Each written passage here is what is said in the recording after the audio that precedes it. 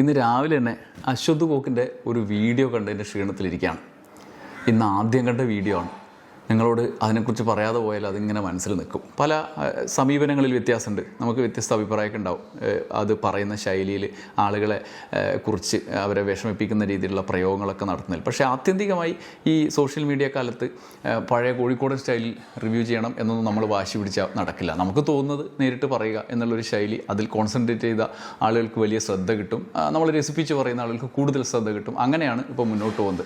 അപ്പോൾ അവർ ഇഷ്ടപ്പെടാത്ത സാധനത്തെ മോശമാണെന്ന് പറഞ്ഞാൽ ഉടനെ അതിന് എതിരായിട്ടുള്ള ക്യാമ്പയിൻ അല്ലെങ്കിൽ അതിനെതിരെ നിയമ നടപടി ഒക്കെ സ്വീകരിക്കാം, നിയമത്തിൻ്റെ സാധ്യതകൾ വെച്ചുകൊണ്ട്. പക്ഷേ അതിനെ ഫേക്കായ വഴികളിലൂടെ പോകുമ്പോഴുള്ള പ്രശ്നമാണ്. ഏറ്റവും ഒടുവിലുള്ള സംഭവമാണ്. എന്താണ് ഇതിൻ്റെ അടിസ്ഥാനം എന്ന് പറയാം. ഇന്ന് അശ്വന്ത് കോക്ക് പച്ച തെറിയൊക്കെ വിളിച്ചുകൊണ്ട് കാണുന്നുണ്ട്. ആ തെറിയൊക്കെ നമുക്ക് തെറിയുടെ അടിസ്ഥാനത്തിൽ ചർച്ച ചെയ്യുന്നതിനപ്പുറത്ത് അതിൻ്റെ കാരണങ്ങളിലേക്കാണ് നമ്മൾ പോകുന്നത്. അംഗം അട്ടഹാസം എന്ന് പറഞ്ഞ് മാധവ് സുരേഷ് ഗോപിയുടെ മകൻ നായകനായ ഒരു സിനിമ അടുത്ത കാലത്ത് വന്നിട്ടുണ്ടായിരുന്നു. 2 ആഴ്ച മുന്നേ വന്നിട്ടുണ്ടായിരുന്നു. കാണുന്ന ആളെ സമ്മതിക്കണം. അമ്മ ഒരു സിനിമയൊക്കെ കാണുന്ന ആളെ തന്നെ സമ്മതിക്കണം.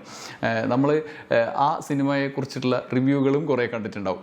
അങ്ങനെ പറഞ്ഞ റിവ്യൂവിൻ്റെ പേരിലൊക്കെയാണ് ആ സിനിമ തകർന്നത് എന്ന് പറഞ്ഞ് അംഗം അട്ടഹാസത്തിൻ്റെ നിർമ്മാതാവും അതിലെ നായകൻ മാധവ് സുരേഷും കൂടി തിരുവനന്തപുരത്ത് വാർത്താ സമ്മേളനം നടത്തി. എന്നിട്ട് ആ വാർത്താ സമ്മേളനത്തിൽ പ്രധാനമായിട്ട് പറയുന്നത്, അതിനുശേഷം വാർത്താ സമ്മേളനത്തിൻ്റെ തുടർച്ചയായിട്ട് ചാനലുകളിലും പോയിട്ട് ന്യൂസ് 18 പോയി എന്നാണ് പറഞ്ഞത്. അഭിമുഖങ്ങളായിട്ടും ഒക്കെ പോയിട്ട് പ്രധാനമായിട്ട് പറയുന്നത്, ഇവർ ഈ റിവ്യൂവേഴ്സ് അതിൽ അശ്വന്ത് കോക്ക് 1 ലക്ഷം റുപ്യ കൈക്കൂലി ചോദിച്ചു എന്നൊക്കെയാണ് പറയുന്നത്. അത് കിട്ടാത്തതുകൊണ്ടാണ് ഇങ്ങനെയുള്ള റിവ്യൂകൾ വന്നത് എന്നാണ് അത്രേ പറയുന്നത്. അതിൻ്റെ തുടർച്ചയായിട്ടാണ് അതിരൂക്ഷമായ പ്രതികരണങ്ങളിലേക്ക് അശ്വന്ത് കോക്ക് കടന്നത്. അശ്വന്ത് കോക്കിൻ്റെ പ്രതികരണമൊക്കെ കണ്ടു കഴിയുമ്പം മാധവ് സുരേഷിൻ്റെ തന്നെ ഒരു ഡയലോഗ് പോലെ എന്തിനാടാ കൊന്നിട്ട് എന്ന് പറയുന്ന ഡയലോഗ് മാധവ് സുരേഷ് റിയൽ ജീവിതത്തിൽ പറയുന്ന അവസ്ഥയിലേക്കാണ് പോയത്. അമ്മാതിരി പ്രതികരണമാണ് അശ്വന്ത് കോക്കിൻ്റേതായി നമ്മൾ കാണുന്നത്. അദ്ദേഹത്തിൻ്റെ യൂട്യൂബ് ചാനൽ അതുണ്ട്. നിങ്ങൾക്കത് കണ്ടാൽ, കാണാത്തവർക്ക് കണ്ടു കഴിഞ്ഞാൽ അത് വ്യത്യസ്തമായ ഒരു അനുഭവം സ്വകാര്യമായി കാണണം എന്ന് മാത്രമാണ് പറയാനുള്ളത്. നമ്മളൊരു ആരോപണം ഉന്നയിക്കുകയാണ്. ഒരു റിവ്യൂവറോ അല്ലെങ്കിൽ നമുക്കിപ്പോൾ ഈ സോഷ്യൽ മീഡിയയിൽ പെരുമാറുന്ന ആളുകൾക്കും അറിയാം, എതിരഭിപ്രായം വന്ന ഉടനെ ഇതിനെത്ര കിട്ടി എന്ന് ചോദിക്കും. നമ്മുടെയൊക്കെ ന്യൂസ് 18 താഴെ സ്ഥിരമായിട്ട് ആളുകൾ, പ്രത്യേകിച്ച് നമ്മൾ പൊളിറ്റിക്സ് കൂടുതൽ പറയുന്നതുകൊണ്ട് അമ്മാതിരി സാധനം നിരന്തരം വരുന്നത് നിങ്ങൾക്ക് കാണാൻ കഴിയും.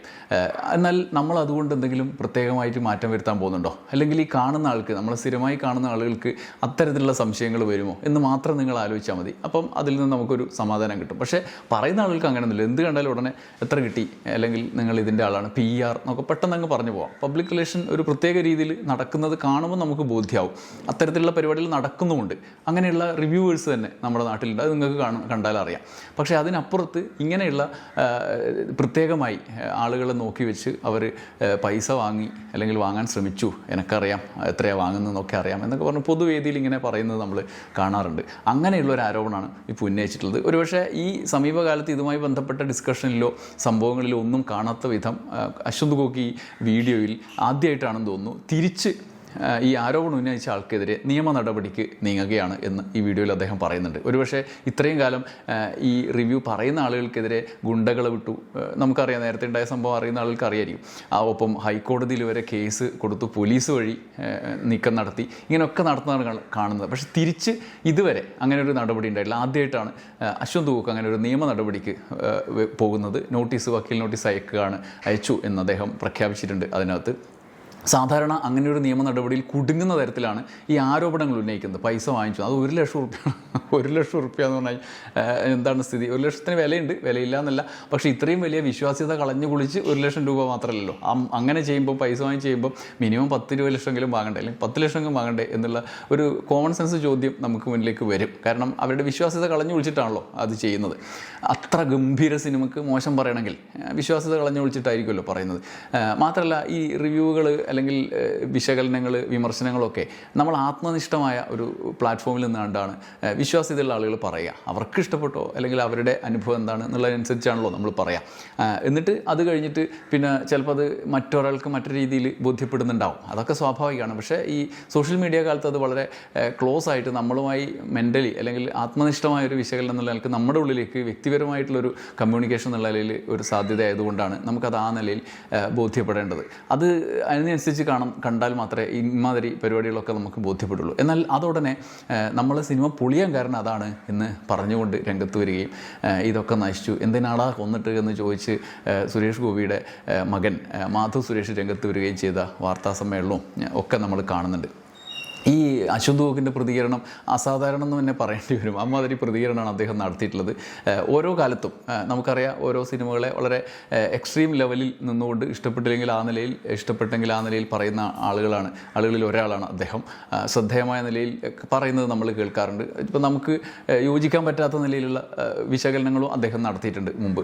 അദ്ദേഹത്തിൻ്റെ ഇത് കണ്ടിട്ട് ഞാൻ പോയിട്ട് എനിക്ക് നേരെ തിരിച്ചുള്ള അനുഭവം ഉണ്ടായിട്ടുണ്ട്. പക്ഷേ അതിനൊക്കെ അപ്പുറത്ത് ആ തരത്തിൽ പറയുന്നതിൻ്റെ ഒരു ട്രാക്കും അവരുടെ രീതിയും അവരുടെ സ്വാതന്ത്ര്യമൊക്കെയാണ് നമ്മൾ പരിഗണിക്കുന്നത്. അതിനോടുള്ള സമീപനമാണ്. അങ്ങനെ ഇപ്പോൾ അതിൽ ആ വീഡിയോയിൽ അദ്ദേഹം പറഞ്ഞിട്ടുണ്ട്, ധ്യാൻ ശ്രീനിവാസൻ്റെ കാര്യം പറഞ്ഞിട്ടുണ്ട്. ധ്യാൻ്റെ എല്ലാ സിനിമയും ഒരു സീനിലാണ് അഭിനയിക്കുന്നതെങ്കിലും അതും പോയി കണ്ട് വിശകലനം ചെയ്യുകയും ധ്യാനിനെ വലിച്ചു കീറി പറയുകയും ചെയ്യുന്നൊരു റിവ്യൂവർ കൂടിയാണ് അദ്ദേഹം. അപൂർവമായിട്ട് ചില സിനിമകളൊക്കെയാണ് അല്ലാതെ വന്നിട്ടുള്ളത്. അങ്ങനെ പറയുന്ന ധ്യാൻ എടുത്ത സമീപനം, 1-2 സിനിമയിൽ അഭിനയിച്ചതോടുകൂടി സൂപ്പർ സ്റ്റാറായി എന്ന് ധരിച്ച് റോഡരികിലും പോലീസ് സ്റ്റേഷനിലും ഒക്കെ ഷോ കാണിക്കുന്ന, റോഡരികിലൊക്കെ ഷോ കാണിക്കുന്ന, തിരുവനന്തപുരത്തൊക്കെ ശാസ്ത്രമംഗലത്തൊക്കെ നമ്മൾ കണ്ടാണല്ലോ, അങ്ങനെ കാറിലൊക്കെ ഒന്ന് ഷോ കാണിക്കുന്ന സുരേഷ് ഗോപിയുടെ മകൻ മാധവ് സുരേഷിൻ്റെ 1-2 സിനിമയിൽ നടത്തിയ പ്രകടനവും അതിനുശേഷം റിവ്യൂവർമാരോടുള്ള തിരിച്ചുള്ള പ്രതികരണവും കാണുമ്പോൾ ഉണ്ടാകുന്ന താരതമ്യവും അദ്ദേഹം ഇതിനകത്ത് നടത്തുന്നുണ്ട്. മാധവ് സുരേഷിൻ്റെ ഈ പ്രതികരണത്തെക്കുറിച്ച് പറയുമ്പോൾ ധ്യാൻ ശ്രീനിവാസനെ കുറിച്ചും അദ്ദേഹത്തിൻ്റെ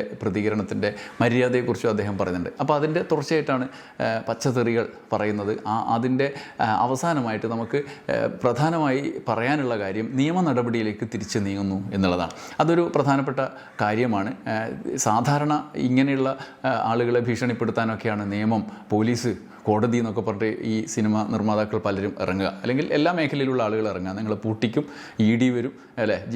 സോഷ്യൽ മീഡിയക്കാർക്കുള്ള പ്രത്യേകിച്ച് പൊളിറ്റിക്സ് കൈകാര്യം ചെയ്യുന്നവർക്കുള്ള പ്രധാന ഭീഷണിയാണ്, ഞാൻ EDയിൽ പരാതി കൊടുത്തിട്ടുണ്ട്, വിദേശത്ത് നിന്ന് പണം വരുന്നുണ്ട്, അതോടൊപ്പം അങ്ങനെയൊക്കെയുള്ള വലിയ പരിപാടികൾ ഇതിനകത്തുണ്ട്.